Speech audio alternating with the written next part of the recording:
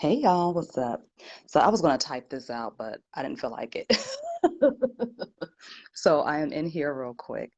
Um, so this is a really quick message, y'all. First of all, how y'all doing? Happy Tuesday. Happy Mars Day. I wanted to just jump in and say this real quick because I was having a conversation with a young lady who was concerned about why this guy that she really, really likes and connected with has just kind of gone cold and stopped calling, right? And, we talked a little bit about that. And what came up for me to relay to her is, instead of asking, hey, why isn't he calling? What's going on with him? Ask this question instead.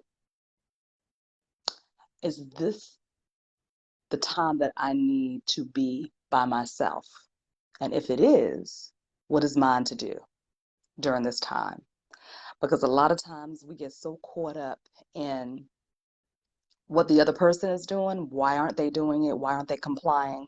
When really what's happening is our own consciousness, our own energy is creating space for us to do what we got to do for ourselves.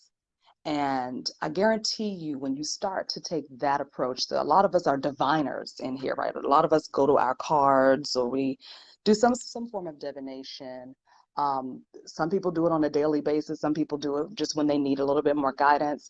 And most of the time, we're trying to figure out what the other person is feeling, what they're doing, what's going on with them, when really when we ask the right question. Okay, and when I say the right question, I don't mean that the other questions are not right or that they're wrong in some way. I'm just saying the question that is going to allow us to glean more beneficial information for ourselves is, okay, is this the time for me to just be alone right now? Is this the time that I need to focus on something else? And would that be a distraction? If he or she was here calling around a lot, like, would that be a distraction for me?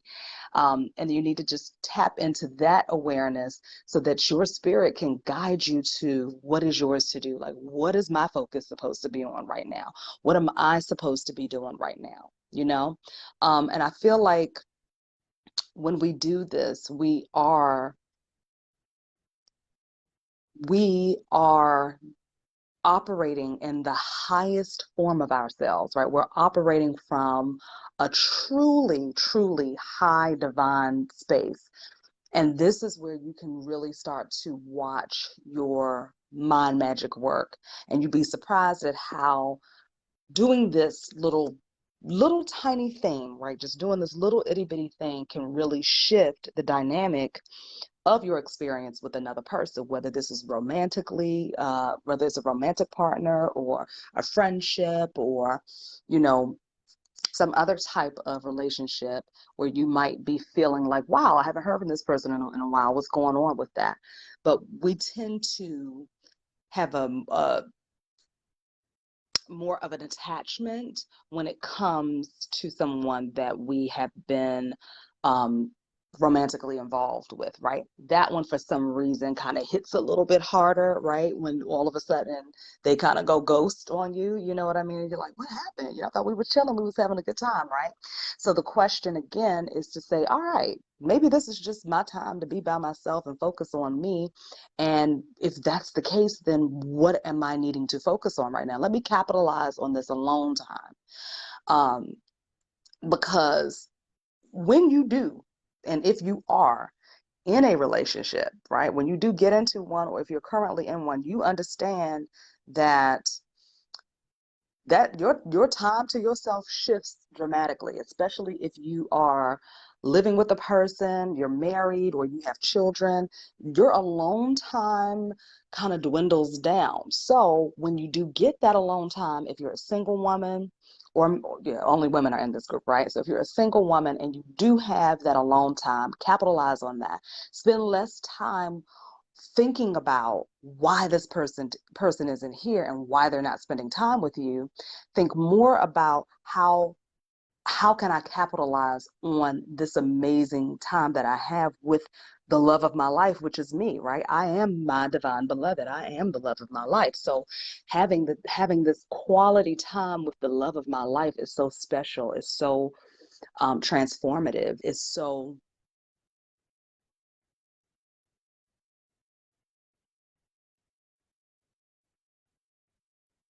you're leaning so much into that you're not even paying attention to why they're not there or what they're doing. And guess what happens? Just like that, they just come flying in like, hey, where you at? What you doing? What you doing? You know? And we hear it all the time. Just focus on you. Just do you and don't worry about what they're doing. And that's going to attract them. And it's true. It's definitely true. Um, I speak from experience because I dealt with codependency issues. And part of my codependency was needing to have that person when I wanted them. Not all the time, right? I didn't want them all the time, but I needed to have them when I wanted them. Okay. Because I am an only child and I do enjoy my alone time a great deal. Right. I've been living alone for a very long time and I enjoy being in the company of myself. So it's not, I don't need them around all the time, right? But when I wanted them around and they weren't there when I wanted them, it would cause a huge disruption and disturbance within my soul. So I had to look at that and say, why am I so disturbed by this, right? I usually don't care, but why do I care so much? So if you find that you are kind of in that mode of why it's a big deal for you, you're having issues with dating or you're with someone and you don't like that they sometimes don't spend a lot of time with you, you have to find out from yourself first and foremost, why is it so disturbing to me, right? They have a right to choose how they want to spend their time, right? They do. And even if they're spending their time with somebody else or doing something that doesn't resonate with you or that is outside of the agreement that you have with that person, right? So what? So what? You still come back to the question, what is mine to do right now? Because clearly the energy, the universe, God, my spirit guides, my subconscious mind, whatever it is, right, has cleared this space for me. Is for me. It's not because they're doing something wrong. Clearly, this space has been made for me, right? So what am I supposed to be doing right now instead of worrying about what they're doing right now?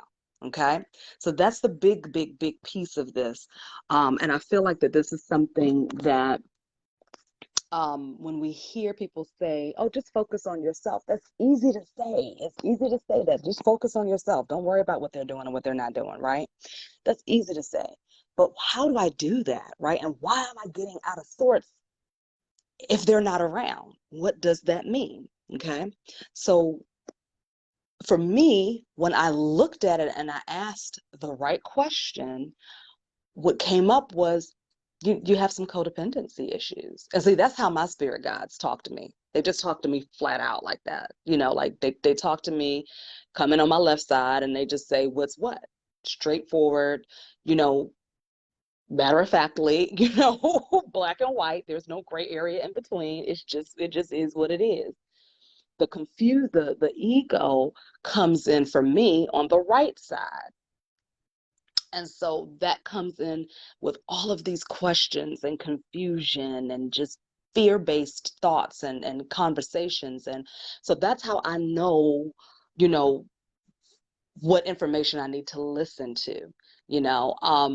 And a lot of times I hear a lot of women complain about men and dating, and they hate dating and they hate this and they hate that. But when you dig a little bit deeper and find out, why do I hate it so much? Why is it a problem for me to date? Like, why am I having so many issues dating right now? Why am I running into the same type of thing over and over again? It's not the man's fault or the woman's fault, whatever you're into or whomever you're into, right? It's not the other person. You have a magnet within you that attracts that type of experience to you. So you have to get into the full awareness of why that is. And that's difficult for a lot of people to hear, because most people who who aren't who aren't intentionally on their spiritual path, and they're not doing they don't want to hear, I got to figure it out for myself, or it's me, I'm calling this energy in. For many years, I've been in California now for 17 years, right? And I came from DC, and it's a very different dynamic dating wise, from coast to coast. Okay, DC had a whole different type of energy, whole different kind of men, just different. And the men had different values, have a different value system, in my opinion, right? In my opinion, they do, compared to the men here in LA. And so people will say, well, there's so many beautiful women in LA. There's so many beautiful women in DC. Okay. There's a lot of beautiful, gorgeous women all over the place.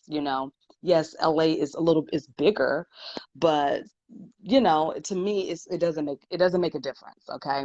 Women outnumber men anywhere in the world. So we could say, oh, there's just so many beautiful women in LA. It's like, well, honey, I've been all over the country. I've been all over the world, and there's beautiful women everywhere. Right.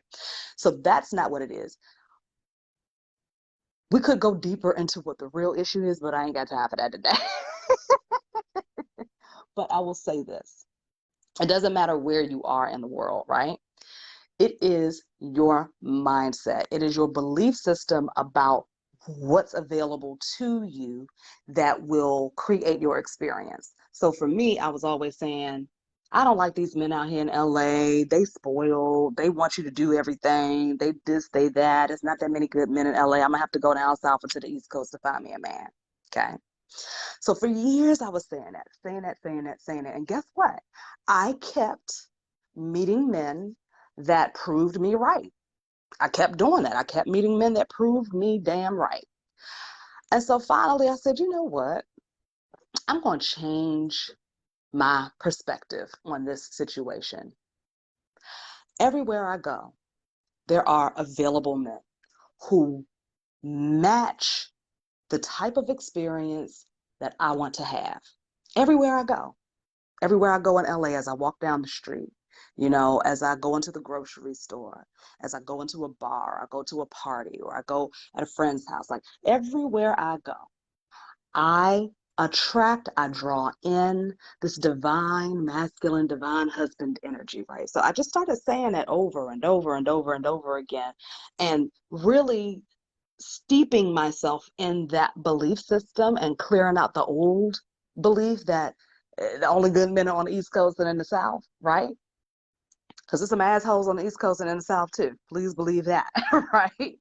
So the more I started saying that and putting that out there, I started attracting a different type of man, right?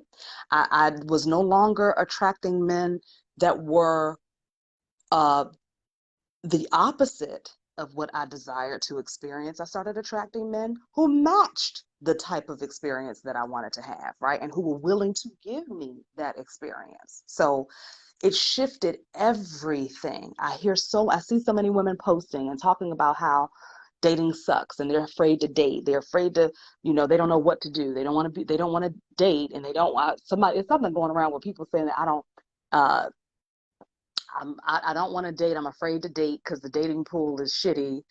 And then it's not safe to be a hoe. So I guess I just won't do anything. And I'm like, wow, you just created your whole experience within those two options that you gave yourself. You just created a whole experience for yourself. So everywhere you go, you're either going to meet men that make you hate dating even more, or you're going to meet men that treat you like a whore, a hoe. That's what you're going to do, because those are the only two options that you fed your subconscious mind. Okay? What kind of experience do you want to have instead? Law of attraction does not end just at getting a house and a car and money.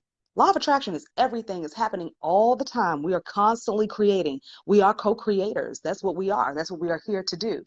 Okay, we are gods walking in flesh. So we get to create. My world is the world that I have created, but my world looks different from Doris's world. Doris creates her own world, right? So if I'm responsible for everything that I create moment by moment, then why would I stop myself when it comes to creating the type of dating experience or relationship experience I want to have? Moment by moment, we're creating. Just shift your perspective. It is very easy to do. Now, it's not easy if you got a whole bunch of running programs that you have not yet deprogrammed and reprogrammed yet. Okay. So it's not easy to do that if you're still um, battling against, and I won't even say battle, but you're still operating from an old program, okay? You have got to shift that program and change that program in order for you to be able to stay in the higher vibrational frequency that allows you to draw in and and attract the type of experience you want. So many people will do mantras and they do their mantras and they do their affirmations, which work. They do work. Yes, they do. They light their candles, they do their rituals, they do spells, but you will find that they always have to keep doing them over and over and over and over and over and over and over again to maintain the results that they want to get. 9 times out of 10, that happens because they haven't dealt with the core root issue that fights against the change, okay? So the moment you stop saying your affirmations, the moment you stop doing your mantras, the moment you stop lighting your candles and doing your rituals and doing whatever else you do to constantly keep yourself in that mindset, the moment you stop doing that, guess what? Everything goes back to the way it was, right?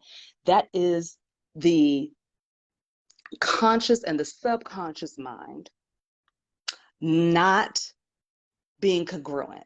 They're not on the same wavelength, okay? Because the subconscious is like, that's cool, but we still gonna hold on to this old idea that we need to protect ourselves just in case, right? Okay.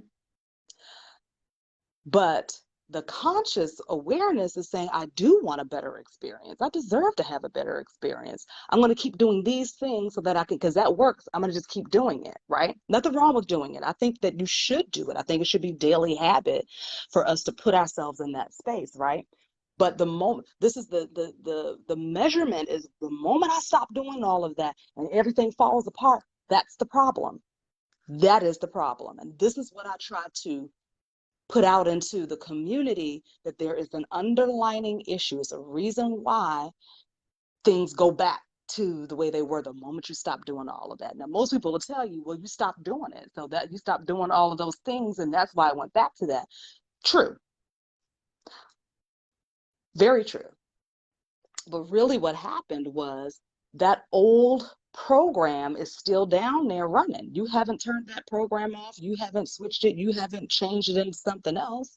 So it's still there running the show. But we're putting band-aids over the real issue. And as long as the band-aid stays clean and we change it every now and again and we just keep going and keep changing it and keep changing it and keep changing it, right? It keeps things at bay, but we haven't really solved the real problem. We haven't cured anything.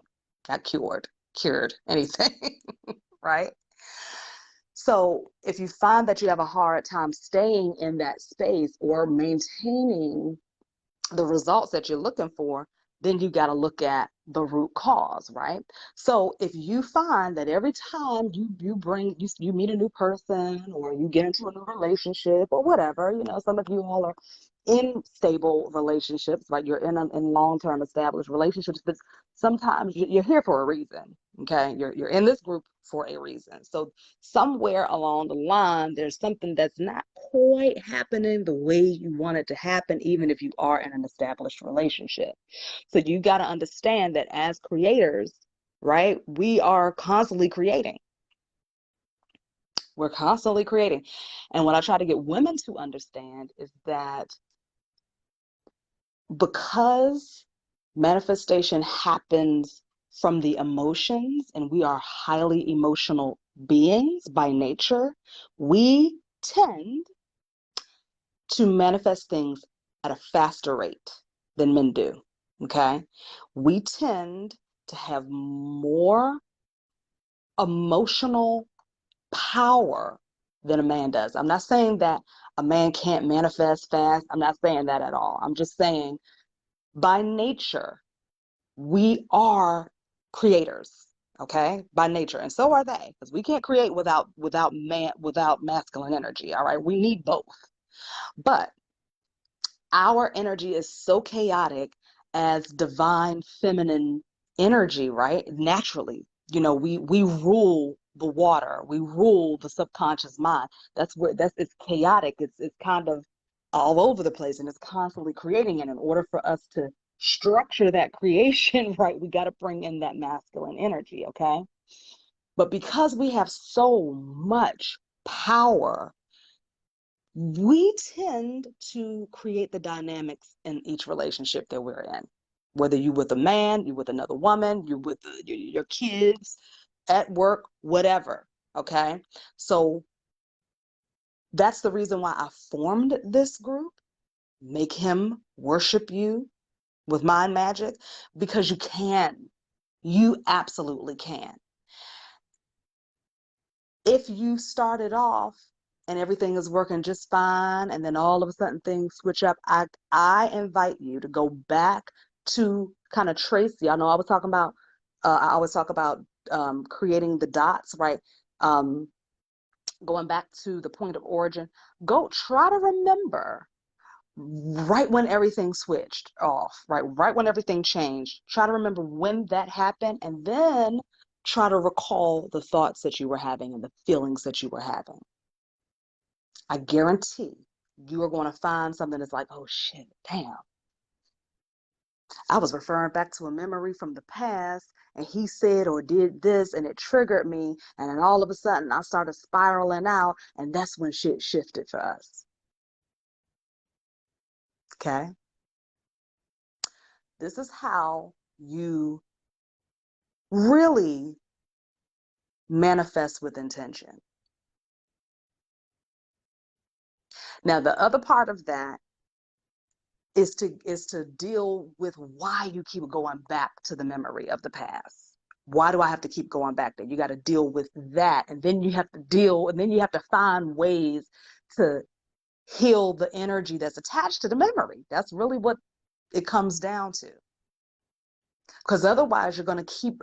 What's going to happen is the way our universes work, and I say our universes because each of us has a universe that lives within us, and we are our own universe, right? We are the goddesses of our universe. Each of our universes is pushing us into that poised, prosperous place. So if we haven't yet moved out of the energy that keeps pulling us back, we'll be reminded over and over and over again. Because, I mean, everybody has cycles. You look at people and they go through the same cycle over and over and over again, over and over and over again, over and over and over again, right? And you're like, damn, they always got to go through something. They always got some drama. Always. Well, they have so much drama because they haven't tended to the energy attached to the memory, the painful memory, or the memory that was just like, ooh, we got to remember this next time, child. We don't want to have that experience again. Maybe it wasn't necessarily painful. Maybe it was just embarrassing, right? Or whatever it was. It was something that was enough to fuse into the subconscious program that I need to handle things this way. And whenever somebody says or does something that reminds me of this, this is the response I need to have to that, if that makes sense, okay?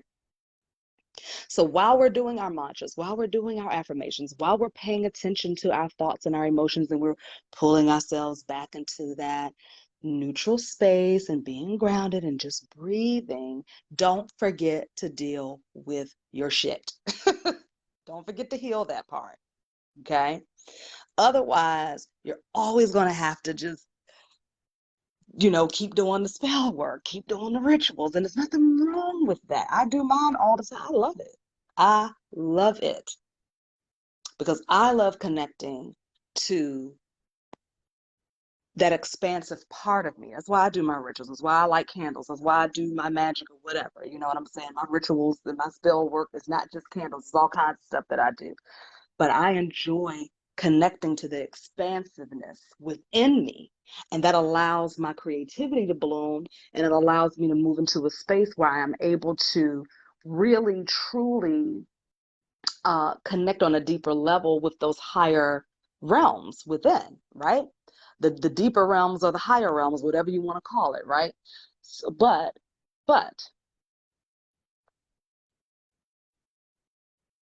I don't want to become codependent upon spell work and rituals. I don't want to be codependent. Okay. So this is the reason why I encourage people, yes, do your magic. Yes, do your candle work. Do all of that. I say yes to all of it. I love it. I love it. However, don't get codependent. The moment you find that once I stop doing this, everything falls apart or it goes back to it, you have formed a codependency. You've formed a habit of needing to do that. Otherwise, everything is going to fall apart. There are so many stories, fables, tales of witchy women and men who have had to keep a candle burning, keep a spell going. Otherwise, if they don't, that monster, that demon that they're trying to keep away finds its way in and will eat them up and kill their family and whatever else, right? There's so many tales and fables about it. The real monster is not outside. The real monster lives within the deepest, darkest corners of our own mind that is connected to and attached to those old memories and those old experiences that we keep trying to push away, push away, push away, push away. Keep it at base. I ain't really got to deal with it, but let me just keep doing this over here. That keeps it at bay. So basically, all it is just medicine that you formed an addiction to that keeps the shit at bay until you run out or until you forget to do it or you can't do it and then you got to hurry up and run home and do it or whatever. You know what I'm saying? Work with your own energy. Get into the depth of your healing. And I guarantee you, one day you're going to look up and you're not going to need to keep doing the same thing over and over again to keep those things at bay. Okay? So I hope that's helpful for someone. Hey, y'all, what's up? Hey, everybody. Okay. So with that being said, I am starting up the second round of the codependency, Breaking Chains, Overcoming Codependency program.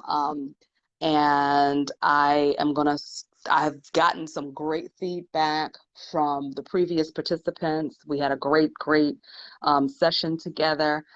And I will be doing the first 6 weeks and then offering an extension, a maintenance package where we meet for 3 additional months and we meet twice a week. So that'll be something that's like an added service on top of it. So with that being said, I will be posting the link to you can either just go ahead and book and go ahead and buy the package now. We're going to be starting in a couple of weeks. Okay. I'm only accepting 4 people max into each group. That doesn't mean that once I hit 4 that I can't start a new, another group, but 4 people is max because that's the most that I will be able to manage so that everybody gets one-on-one time, that they're able to really address the issues and we can really tackle them and get, down and dirty into all of this, okay? Because codependency is deep. It's deep. It's not just what we think. It's just not just about relationships either.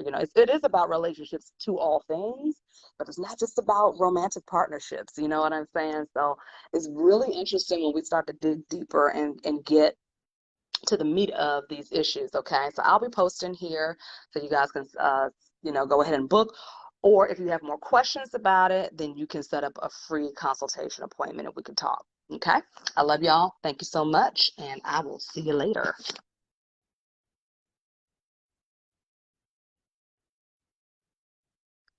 How do I get out of here, chat? Lord, what's this?